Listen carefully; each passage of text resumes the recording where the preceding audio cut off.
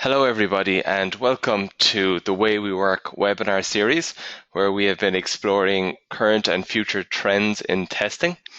We've had 3 webinars so far this week. The first one looked at programming for testers with Graham Thomas and Phil Isles. We then had a webinar with Rob Lambert and his team at New Voice Media that looked at DevOps in Agile teams. And yesterday we had a webinar with Adam Knight, and he discussed big data. And we also gave away a few ebooks so far this week on programming for testers, test management, and test automation. And you can get access to all these webinars, recordings, and the ebook downloads on the Way We Work series. That's testhuddle.com/Way We Work. So the final webinar we have in our series is on the Internet of Things. It's coming with Professor Andy Stanford-Clark. And Andy joined us last year at EuroSTAR. He did a keynote on the topic of Internet of Things, which was hugely popular. So we're delighted he's come back again and is doing this webinar today. If you have any questions for Andy, if you have any feedback or anything you want to add, just type them into the questions field on your control panel and we'll address them at the end of the webinar. And remember, you can type your questions at any point. It doesn't have to be at the very end. Just feel free to type as you'd like. We're running a competition all week where we have been giving you a number in each of our webinars, and we're asking you to add up those numbers, and we'll give you the final number in the 4-number equation at the end of this webinar. So once you have all those, you can email them to me. I'll have my email address at the end of this webinar. So I'm going to hand you over to Andy now, and over to you, Andy. Thank you, Dara. Hopefully the magic will work. Are we on screen? Yeah, we can see that now. Okay, I can't. Is it in full screen mode? It's in full screen mode now. We just need to go into the slideshow mode, and there we go. Perfect. Good old Windows. So you'll be pleased to hear I'm running a Windows virtual machine inside my Ubuntu desktop because the Citrix client wouldn't work inside in Ubuntu. So that's a shame, but anyway, I have to lower my standards and work with Windows for the afternoon. Well, thank you all for coming to the webinar. It's great to see so many people online. I just want to stress that this talk is not going to be about aspects of testing of the Internet of Things. You'll have to draw your own conclusions from that in the context of the area you're working in. But it's really a general introduction to the Internet of Things to tell you about this exciting thing that's coming. You've probably read about it in the papers. You may even be working in this area. Your companies might be working in this area. But it's really to explain what the Internet of Things is all about. And the way I tend to do things is by grounding them in practical reality. I'm a great believer in trying things out. A few years ago, I very literally took my work home with me and turned my house into a living laboratory with the patient enthusiasm of my family to try out a whole lot of ideas in what was then my hobby of home automation and home energy saving, which allowed me to try out a whole lot of ideas, which I've then been able to inflict on a wider world. But moreover, it means I can give examples from stuff I've actually done, proper war stories, when I talk about the Internet of Things as part of my day job. So I work for IBM UK, and I'm one of the distinguished engineers in our newly formed Internet of Things division, which means it's one of the major sections of IBM, which is very exciting because it's a real commitment to how important IBM thinks the Internet of Things is. I've actually been working in this area for the last 17 years. It's been called lots of different things along the way: pervasive computing, ubiquitous computing, machine-to-machine, SCADA, smarter planet. They all mean the same thing. So this is the world's chosen Internet of Things as the current name for this same technology. So a lot of the technology we developed 17 years ago and have done since can easily be rebadged as Internet of Things. That's exactly what we've done, in fact, which means we've been working in this area for a very long time. A lot of products and skills and services in this area, which is very exciting as we move into helping our clients move into the Internet of Things. If you do have questions, as Dara said, type them into the little box. I'm consciously not looking at the little box while I'm talking. I think Dara's going to keep a beady eye on it, and we'll run through some of the questions at the end. I'll probably talk for about 40 minutes, which will give us about 15 minutes for some questions. Okay. I was going to say next slide, of course. I control the slides. That's even better. So what we're moving towards with the Internet of Things is what we term actionable insights. And it's quite interesting that the things of the Internet of Things are not the important bits. It's the data they produce, and more importantly, what you do with that data that's important. So as that data flows back from the things out there, wherever they are, gathering their data, it's the way we process that data, apply analytics, visualization, data mining, statistics, computing to the data to turn it into something useful, and something that you can tell you what you should do and when you should do it. So there's no benefit in having a report in 3 weeks' time saying, oh, we noticed one of your production lines is about to break down. It'd be much better if it was today, we've noticed that one of your production lines has broken down, or even better, yesterday, send me a text saying, from the way it's behaving, I think one of the production lines is going to break down tomorrow. So we can actually go out and fix it proactively before it actually breaks. And that's what these actionable insights are all about. So as an example of that, I've been monitoring how much electricity my house uses for about the last 12 years. And it's just truly fascinating. And I had to build my own energy sensor back then because you couldn't buy an energy monitor on the market. So I had to build my own, which fortunately, as I'm an electronics hobbyist, I was able to do. And I wrote software which put my live data from my house onto the internet, a sort of blow-by-blow account every 6 seconds of data being sampled. And if you've been doing this for a long time like I have, you can pick out features like the first spike is about 6 o'clock in the morning is the shower. The 2 little spikes on their own are the kettle, and the double spike around 1 p.m. That's the dishwasher. So each different appliance in the house has its own unique profile, and from that you can infer quite a lot about what was happening at our house that day. So obviously somebody was at home, somebody liked tea, and they put the dishwasher on at lunch in the afternoon, and so you start to get an insight into what's happening. We then got a live energy display, and this allowed everybody in the house to see in real time how much we were using. And this was very useful because you didn't have to go to a browser and bring up a graph and go to the right URL to see how much power we were using. It was there in front of you, in the kitchen, on the countertop. Everyone could look at it and see when we turned things on and turned things off, how much the wattage changed. And that was very valuable in helping educate me and my family into energy use and how to use less of it. The progression from that was that we moved to what's called an ambient device. Now this is an interesting technology.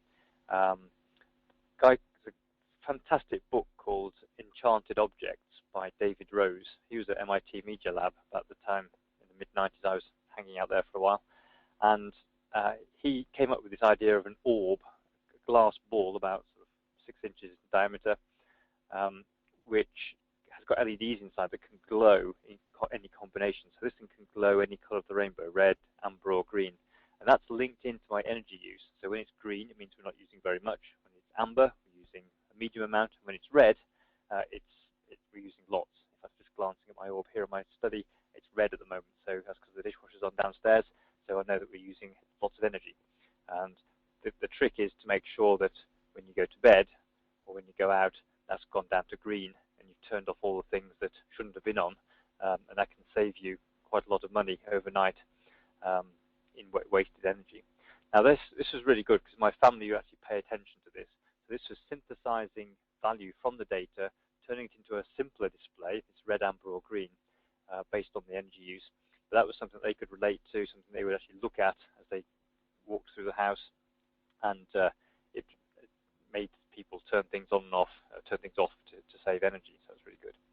And the final step, actually the last but one step, is that with my fascination for what was happening in the house in terms of its energy use, I put my house live on Twitter. So there's a Twitter account, which is my house tweeting about interesting stuff. You may debate whether it's interesting, but I think it's interesting. It tweets about things like how many pounds worth of electricity we've used in the month. So every £5, it tweets about that. When we've used a certain amount of water each day, it tweets about that. If we use a lot of water in a short space of time, it could be a leak. So it's some analytics spots that pattern and tweets me to tell me something's going on. It tweets interesting things about lights turning on and off, doors opening and closing, windows. When the phone rings, it tweets me with the name of the person who's calling me, so I can call them back, which is quite cool. Very handy when we're away. So this background information, this is, again, it's from the sea of data that's flowing around my house, all the ones and zeros and temperatures and doors opening and closing and what's used and so on. It's actually coming up with useful insights. So, for example, you've used £5 worth of electricity so far this month, which helps me run the house and also sort of keeps my interest up in energy saving. And these tweets are mixed in with all the tweets from my other friends, so it's all sort of part of the sort of background awareness of what's going on. And the final step towards actionable insights is where we get enough insight into what's going on. The text here says now's a good time to run the washing machine. So it's taking into account the fact that I want to use the washing machine. It's taking into account the weather and the state of the electricity grid and a whole bunch of things, and said, okay, given that we've got some good wind blowing, so the wind turbines are going, the sun is shining, so we've got some good solar panel power going, now's a good time to run the washing machine. So this is an actionable insight, something telling me to go off and actually do something, turn the washing machine on.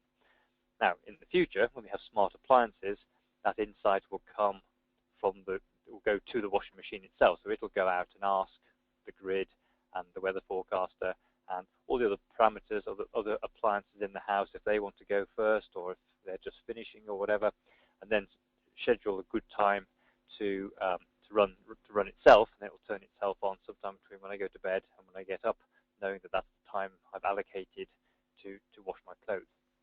So we're in a sort of era just before those automated appliances come along, although we are working with some of the big appliance manufacturers now to start to integrate that technology into the appliances themselves.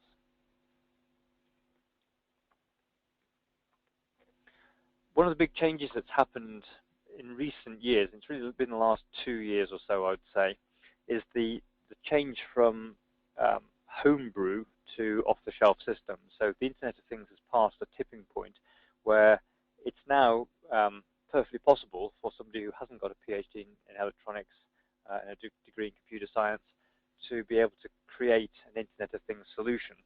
So you don't have to get your soldering iron out and solder things together.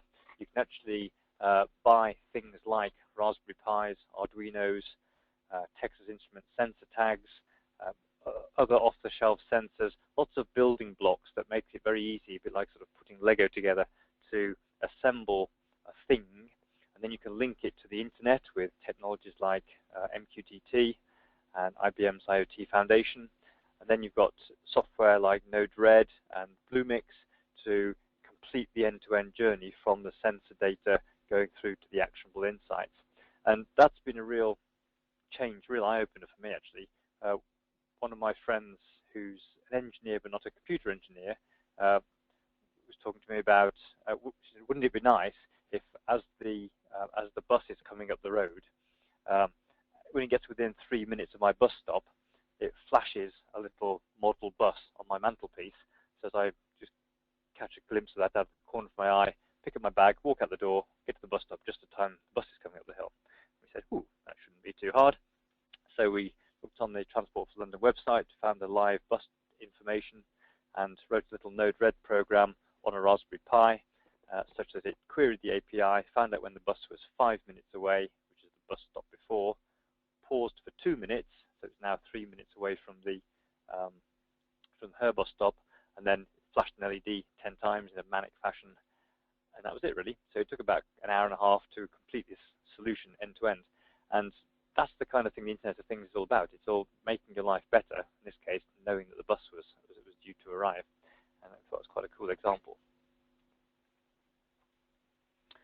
So other things that have changed from the old to the new, and we're looking here at trajectories, so we're looking where things have evolved from an old pattern to where they are at the moment, and we can sort of glimpse the future, sort of infer the future from that, just to see how quickly this Internet of Things world is changing around us. So as I mentioned, 12 years ago I had to build my own energy monitor from component parts, and quite a fair bit of low-level hackery to make it all work. Now you can buy off-the-shelf energy monitors from various companies, which look much nicer than mine did, come in a nice box, and you just plug them together and they automatically find each other and they just work. And they send the data off to the internet and the graphs come up and it's all very easy. And so that gives you the insight you want without having to get your hands dirty building stuff. And that's really, what's happening in the Internet of Things. The corollary of the energy monitoring thing I'll just mention was a project we did with Tech Future Classroom, which is a UK organisation linked to the government, which arranges ICT skills for the children of the UK. And we did a project with them which was looking beyond the screen to give examples of things that computers can do beyond what they get taught in schools, so not the word processing and the spreadsheet and the PowerPoints, but actually making computers do things in the real world. This linked an energy monitor up to a Raspberry Pi, running some Node-RED software, which allowed you to drag and drop little bits of program flow to activate the multicolored LED, which sat underneath a ping pong ball acting as a diffuser. So it did the red, amber, or green thing, energy use levels, as you turned various appliances in the classroom on, so a fan and a lamp and a TV. It would show the different levels. And then the children could go in and reprogram the levels and make it, maybe send out a tweet when it was using too much electricity, or flash the ping pong ball 15 times in a different color if something was happening, and really learn how to get their heads around programming. So we had a lot of fun doing that, and that's actually on the Tech Future Classroom website if anybody wants to have a look at that. Another example of something which has kind of evolved through time has been my Christmas lights. So back in 2002, I linked up my home Christmas tree lights at Christmas to the internet, and on Christmas Day we literally had people from all over the world clicking these buttons, these red, yellow, green, and blue buttons on a Java applet, which just shows how long ago this was, to make the different coloured lights on my Christmas tree flash. So we were entertained on Christmas Day by people sort of crowdsourcing the light patterns on my Christmas tree, which is quite cool. About 3 or 4 years ago, we did a Christmas event at IBM in the UK, and we linked up. We dug out some more Christmas lights and linked them up to an Arduino. And this time you could tweet the lights, you could text the lights, you could email the lights, you could go to a web page and click the lights. I think that's probably all of them. Yes. So we'd got many more different routes into activating. So it was very easy to link different activation mechanisms in to control the lights. And there's a thing called cheer lights now, which at Christmas, well, actually it runs all the time, but if you tweet hashtag cheer lights and then say blue, green, red, everybody who's got a cheer lights device in the world will, their device will go blue, then green, then red. It's a really nice way of sort of sending a color sequence out across the world to all sorts of people. And there's a number of big public displays, like in Liverpool city centre. There's a big Christmas tree that responds to cheer lights requests, so you can tweet it and it'll flash your sequence of colors. That's all quite cool. At Christmas at my house now, we can text the reindeer, so we can text reindeer on to my house, and the lights in the garden come on. And the reason for showing this is really to show that if you have the infrastructure in place, then it's very easy to, any new project becomes an incremental cost rather than a build from scratch cost. If you gave me some Christmas lights and a phone and said link them together, that would be a really complicated, hard project. I wouldn't have time to do it. But because I'd already got messaging infrastructure and a message broker and connection to the internet and all this stuff already running in my house, then I was able to, it only took me about half an hour to get this system working, which is quite cool.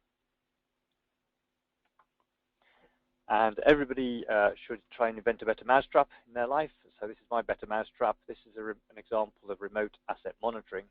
And this is looking at monitoring a mousetrap to give you quick notification whenever a trap goes off. So you can reset it and get it ready for action again.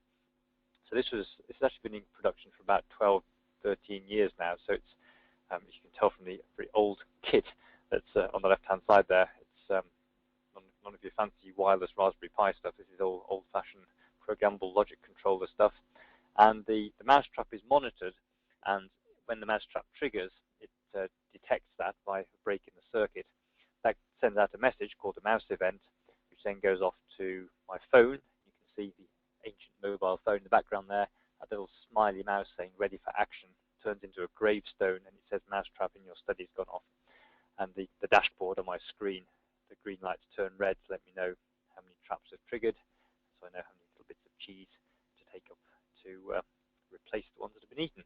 And this has been really, really effective, and I always hoped that we could make a commercial offering out of this. Well, IBM doesn't do mousetraps; it's not our core business.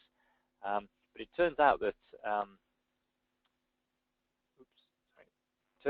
Rent-A-Kill actually came up with this prototype, having been to a conference where I talked about my electronic mousetraps, and they came up with a system called the Rodent Activated Detection and Riddance System.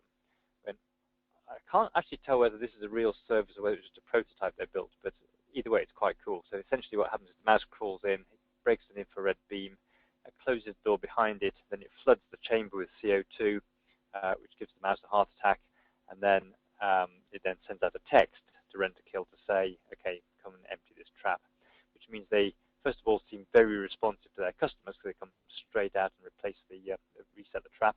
But moreover, they're not wasting loads of diesel driving round and round and round, checking all the traps once a week to see if they've gone off yet. So it improves the service they can offer to their customer, whilst also reducing their operational costs. And those, to me, are two of the big benefits of Internet of Things for companies to adopt.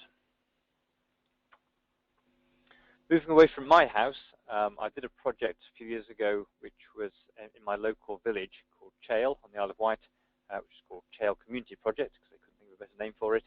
And this was helping people in energy poverty, so people who are earning, people who are spending more than 10% of their household income on energy.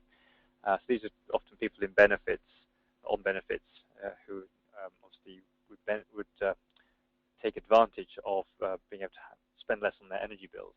So the houses were retrofitted with air source heat pumps, double glazing, loft insulation, and solar panels. And the exam question was, will they change their energy use behavior to make use of the energy in the middle of the day when the sun's shining, in which case the energy comes from the solar panels, not from the grid, or will they continue to wash their clothes in the evening, as they always have done, and have to pay for the energy from the grid? And the organisation that was doing this had one of the UK universities involved, Surrey University, to do the qualitative side of it. So they were interviewing the residents to find out what they thought their energy behaviour changes had been, but they wanted to know the quantitative data. So somebody suggested they came to talk to me because my smart home had been in the news recently, and so I developed a system which monitored different aspects of the energy use of the house, including solar panel generation and some of the big appliances, and sent that data off to IBM's Smart Energy Cloud. And from that, we were able to put the data into an anonymized database for the university to use for their research, and also to put the data onto a web portal so that residents could log into their own house and see how much power they're using and start to understand their energy use profile.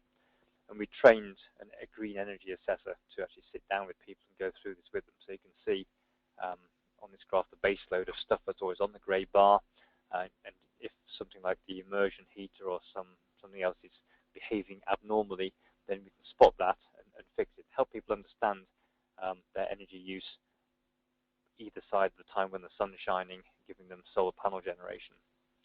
And one of the interesting things we started to see from this was that different appliances obviously behave in different ways, and you can start to get quite a lot of insight into the behavior of the people in the house and also the appliances themselves by looking at these graphs. And I became quite obsessed with the idea of fridges and freezers, switching on and off, and I'll give you an example of this. So a well-behaved fridge is off most of the time and occasionally turns on to run the compressor to bring the temperature down when the thermostat tells it it's too hot. then it stays cool for a while, and then it switches on again. So that's quite an energy efficient fridge. As they start to get older, the compressors become less efficient, and the rubber seals start to perish. So it has to work harder in order to keep the same low temperature. They start to use more energy. And then towards the end of their life, they're actually on more often than they're off. So they're actually using loads of energy. This one's using about 150 pounds a year of electricity. And you can buy a new freezer for less than 150 pounds. So if you recognize this pattern and went and bought a new freezer, the ROI would be less than a year in terms of paying back for that. So we now run some analytics on the fridges and freezers on the Chale project data, and each weekend we look to see whether the average use is significantly different from the previous weeks, and if so, we send out an email to say you might want to just check your fridge is okay. Sometimes there's an innocent explanation, like they've left it on fast freeze or something like that, which means they're on much more. But quite often it's a fridge coming towards the end of its life, and now's a really good time to replace it.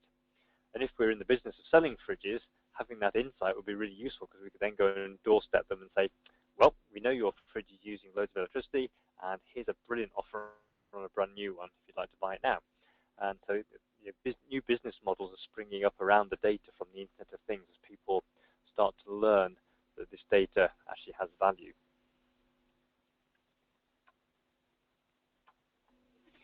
The Chale project led to another project called Current Care, which is being done in conjunction with a UK company called Current Cost.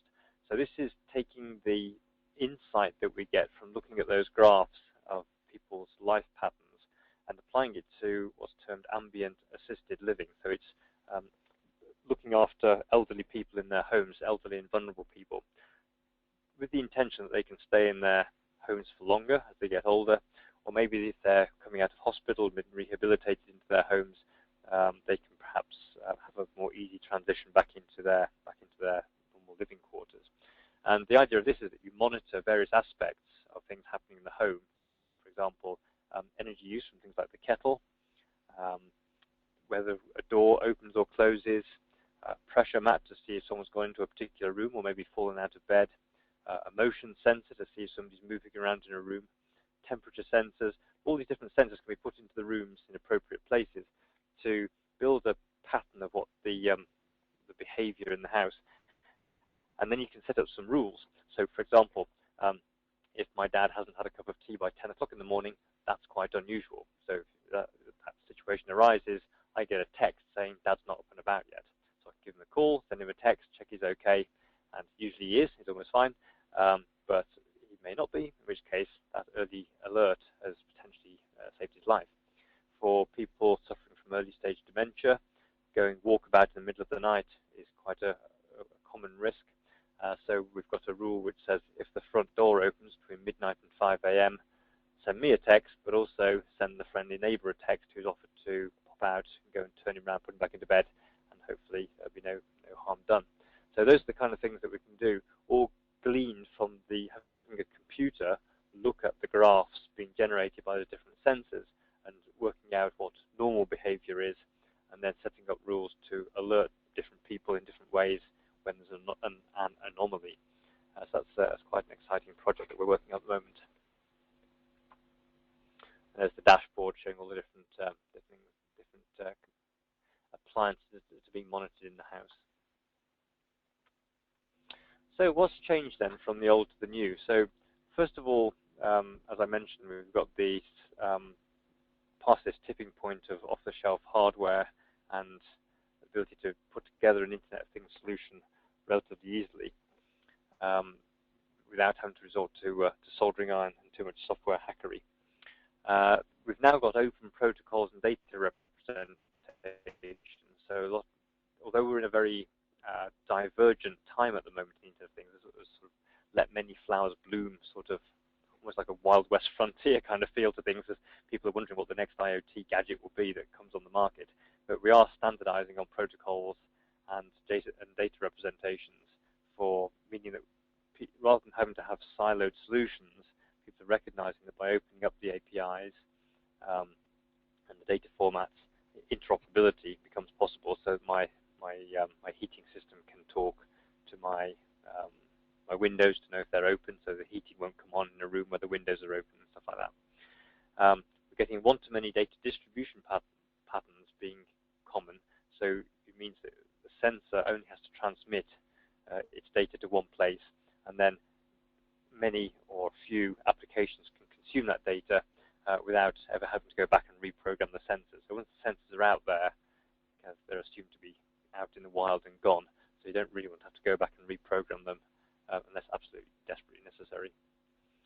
We take it for granted the scalability and availability of the cloud infrastructure to talk to these, for these things to talk to. You start off with a little proof of concept with maybe 10 or 100 devices, but then you start selling it, your customers start using it, and suddenly you've got 100,000 devices there, or maybe more, and you need to know that the infrastructure is going to scale up to accommodate that. Device management is still somewhat in its infancy, so being able to manage a large number of devices remotely can still be problematic, but there's a lot of advances being made in that quite quickly. Security are very important. I tend not to overplay the concerns around this because there's a lot of misinformation and disinformation being spread mainly through the media. But really, there are, if you design your security in from the ground up, and you apply good software engineering practices, and you use the PKI infrastructure that we know and love, that's been available on the web for a while, that we all use every day for our online shopping, then these solutions can be made secure. Usually the breaches that we hear about are due to somebody doing something careless or not designing in a properly architected security solution from the beginning. We're now getting to the stage where we've got mature IT solutions, so rather than it being a sort of seat of the pants ad hoc, get your assembler out and write some low-level code every time, we're now getting some nice mature tools that you can use to write applications for IoT platforms, and then bind it to hardware towards the end, so you're not writing code specific to one particular device all the time. Well, obviously, it's not the same as writing applications for server platforms, but it is getting much more generic. And then we've got cloud hosting becoming available, ubiquitous, in fact, for connecting the things to, so people don't have to spin up their own infrastructures in order to host the connections from these things, so they can have these end-to-end solutions, integrating data from their devices through to their enterprise much more easily. And we've also got tools for testing at scale. So how do you emulate 1 million devices when you've only got 10 devices out there in the field? Where you can do there is some software which allows you to emulate the behavior and patterns of communications of those many devices, so you can have some confidence in the same way as we do load testing of websites, that your IoT infrastructure is going to stand up to the load come that fateful day when your product gets popular and the whole world goes out and buys one. There are, I mentioned this, the maturity of software for building IoT solutions. We're moving from sort of bespoke code on specific devices to generic tools on platforms, and that transition has meant that we're able to use a number of popular tools. The Eclipse Paho project has got a whole M2M stack, or IoT stack, and other technologies there for you to go Google and have a look at. Node-RED, if you want to have a play around with rapid prototyping of IoT applications, I'd recommend node-red.org, which is a software tool based on Node.js, which allows you to visually create programs very quickly and get them working. It runs really nicely on Raspberry Pis and also other computers, even on laptops and in cloud-hosted solutions. So Node-RED's worth a look. No matter what industry you're in, I don't begin to apologize for the very small font on this diagram. It's the famous angel diagram from Beecham Research, so you can go and Google for it. But, excuse me, just choking here. But what you can do is see that whatever industry sector you happen to be working in, then the IoT is impinging on this area right now. So there's nowhere to hide basically from the relentless march of the IoT. and people developing applications and solutions that will help them deliver a better service to their customers in a more streamlined, efficient way, which really is what it's all about in terms of making our businesses run better and deliver a better service for our customers and steal a march on our competitors. As a final point, I just wanted to mention an exciting link up between ARM, that makes little processor chips, and IBM, that runs the cloud infrastructure for Internet of Things devices to talk to. It's called the Embed IoT Starter Kit, which you can buy from Farnell and RS Components. And what this does is, out of the box, it takes just a few seconds to get it plugged into the internet and transmitting data to a page with a little graph on it that shows you all the different sensor values. We actually set our engineers the challenge of being able to get this connected to the internet in less time than it takes to drink 2 beers. But actually, we more than beat that record. I have actually tried it, and you can't really get the head off the first beer before this thing's transmitting data, although it's difficult to link it up one-handed, so you kind of have to get somebody else to drink the beer while you're doing it. But essentially, you just plug the Ethernet into the back of your router, you plug the USB cable into your computer. That gives the embed the power, but it also pops up a little USB stick window on your desktop. In there is a web link. You double-click that link, it opens your browser, and in the browser that comes up is a set of graphs showing the data flowing from this device. So it's really, really easy to get going if you're designing a thing for an IoT application, to use this as a basis for that, and knowing that the comms bit, the gawpy bit of getting the device to talk to the internet, is already done for you.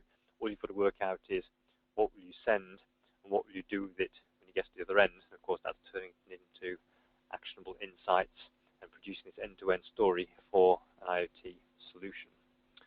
And that's all I wanted to say. So I hope you found that interesting. I hope it's given you some insights into what the IoT is all about, driven from some practical examples. I hope you found it entertaining. I'll be more than happy now to answer some of your questions. Thank you. Thank you very much, Andy, for that. It was very interesting webinar that I'm pretty astounded by the amount of things you can do, but I guess the Internet of Things is quite endless with potential. Before we look at some of the limited by your imagination. Yeah, God. I'd be curious to see what some questions are coming through, but before we do that, I'm just going to run through 1 or 2 slides before we address the questions.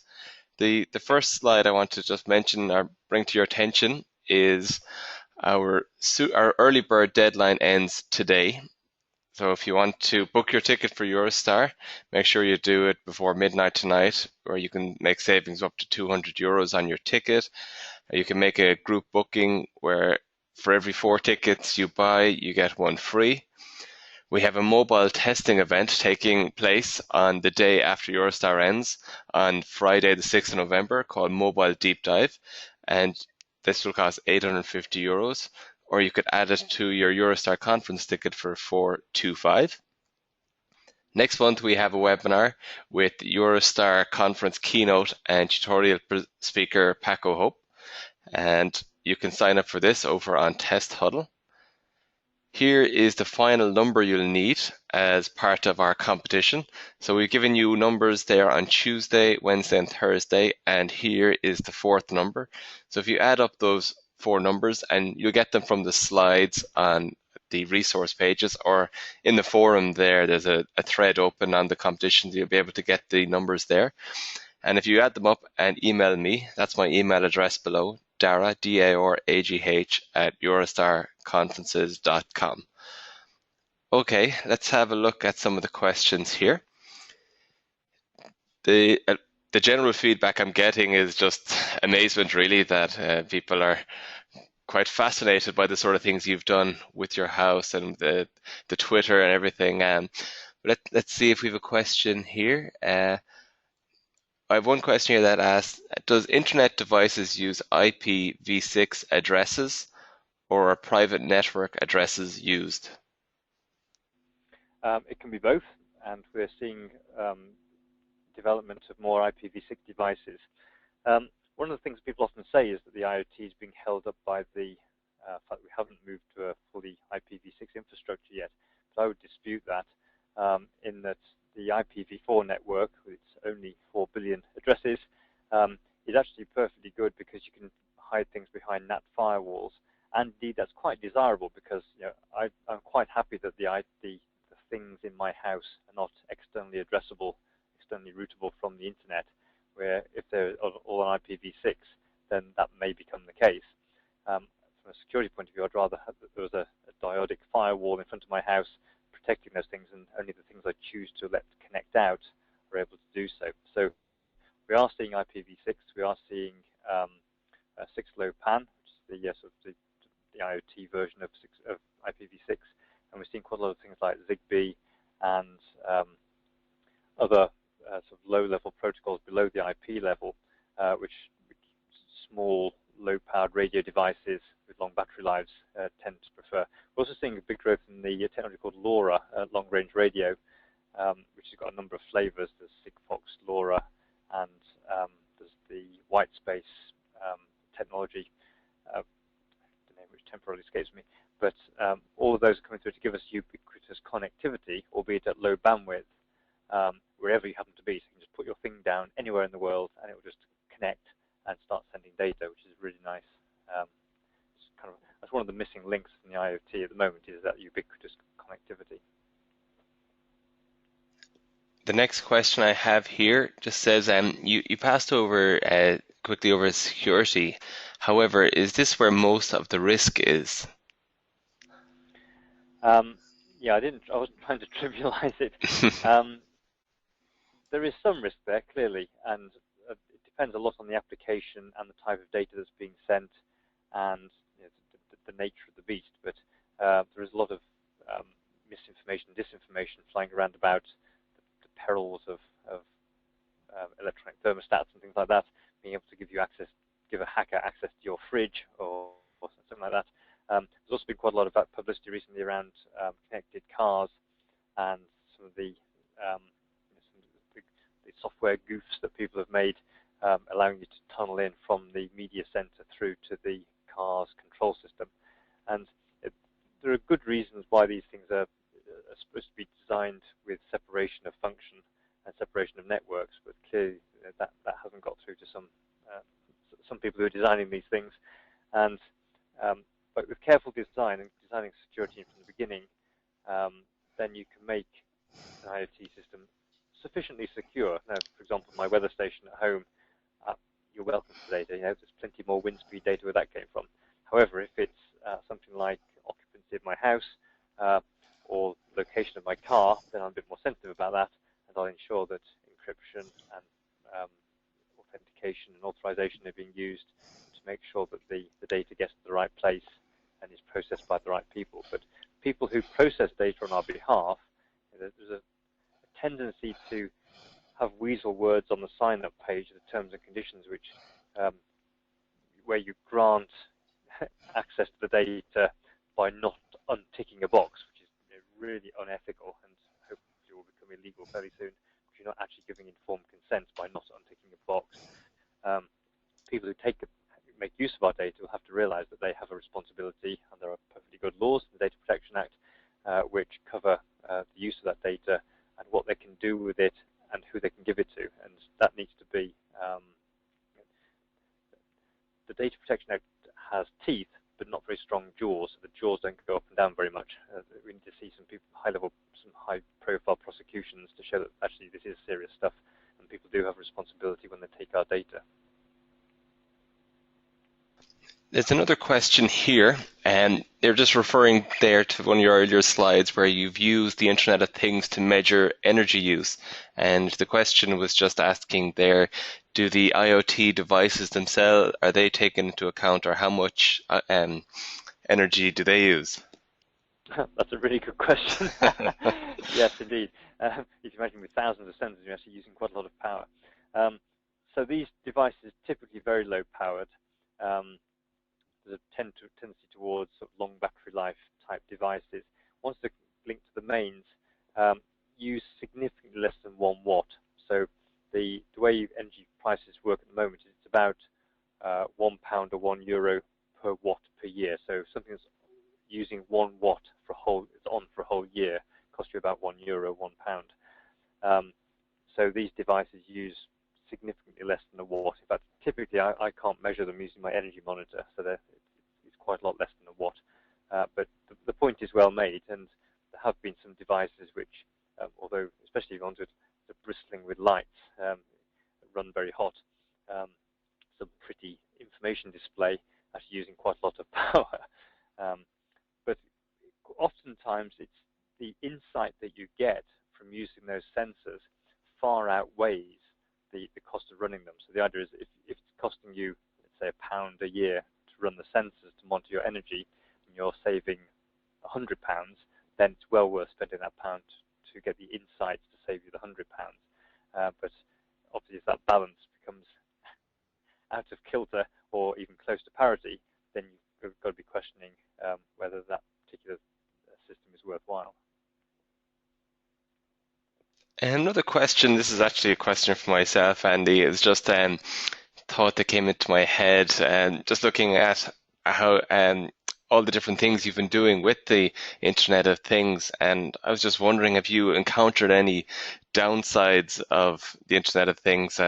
I know I was kind of joking with one of our attendees there, and we were saying that we wouldn't be too keen on a washing machine going off in the house when there's no one there or anything. So I'm just wondering if you've encountered any sort of scenarios where you felt that there's been a downside to everything being connected. Well, your example is quite a good one. I mean, there are sort of safety risks of things becoming more autonomous, and there's a big debate on at the moment about whether these driverless cars, if they're presented with the dilemma of running over a mother with a pushchair or an old person crossing the road, which one would they go for? You know, how do you make that decision? So you get some really interesting ethical, philosophical questions coming up around the Internet of Things in that respect. But the two examples I've had, one was where in one of my early experiments, you had to, of course, it was obvious to me that you'd want to do this, but you had to get your phone out, open the browser, go to a particular URL to turn the lights on in a particular room, which didn't go down too well with my family. They just wanted to flick a switch.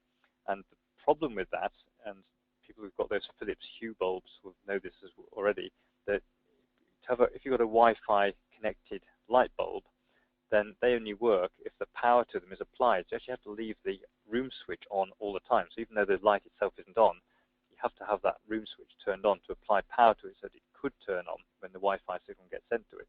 Now, if somebody walks into the room and flicks the switch, that'll turn it off, so there's no chance of it coming on. There's some interesting little situations there. But in general, prototyping systems is the key. So trying something out on a small scale with a set of collaborative users to give feedback and find out what the problems are is usually the way to avoid embarrassing situations or difficult problems with IoT systems, and then to scale them up when you're confident that all the wrinkles have been ironed out. There's another question coming in here, and they're just asking, does the UK electricity pricing for the home vary by time of day? I'd imagine they're trying to check and see, will this affect your notifications that you're getting and the accuracy of them? So they don't implement time of use tariffing in the UK yet.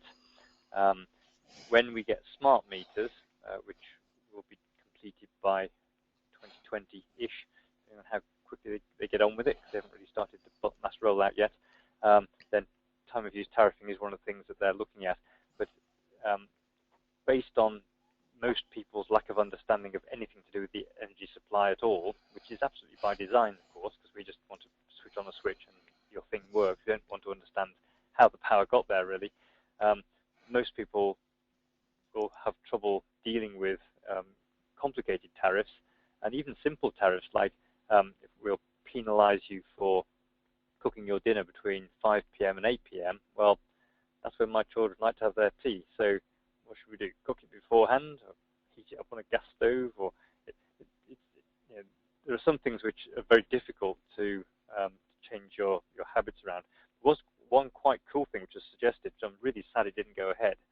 It was abandoned at the last minute, was to have free energy Saturdays. So the idea is that electricity will be free on Saturdays, and try and get people to just that very simple, just remember on Saturday, do all your washing, do your dishwasher, do all your tumble drying, anything you can shift from the week onto that Saturday, and just see if that would actually change people's behavior, because it's much more simple than having to remember, oh, it's 6 o'clock now, I better stop using things. But even that was too complicated, so perhaps something will happen when the smart meters come along. I don't see any other questions just there at the moment. There's plenty of people who've comments there just saying that they really enjoyed it. Another person said here, interesting stuff. I'll be ordering my Raspberry Pi this evening. A funny thing I noticed there as well earlier, you talked about your house being connected to Twitter and that it was posting your water usage, and I just found this kind of humorous because this water usage is a touchy subject in Ireland at the moment with the introduction of the water charges. So be curious to see how that would work over here. Yes, absolutely. Yes, so we have water metering over here, and that is also, well, we've got over it being a touchy subject, but I can completely empathise with your why that's hot topic over there at the moment. Well, I think we're going to leave it at that, Andy, because I don't see any other questions. And just want to thank you again for taking time out for today's webinar. It was really, really interesting. Some great feedback, and thank you to all of our attendees who turned up today. The competition is there. Pleasure. The competition is there for you all to enter, and I don't think I mentioned earlier on, but the competition is to win a free ticket to the EuroSTAR conference, and we'll even throw in 2 tickets to the mobile deep dive for 2 runners-up. If you want to look at the recording of this webinar, as well as the recording of the 3 other webinars, as well as the links to download our 3 ebooks, you can do so on the Test Huddle website /waywework. That's all for this series, and you can check out our future webinars in the series also on Test Huddle. Thank you again. Take care and goodbye. Great. Thanks, everybody. Bye.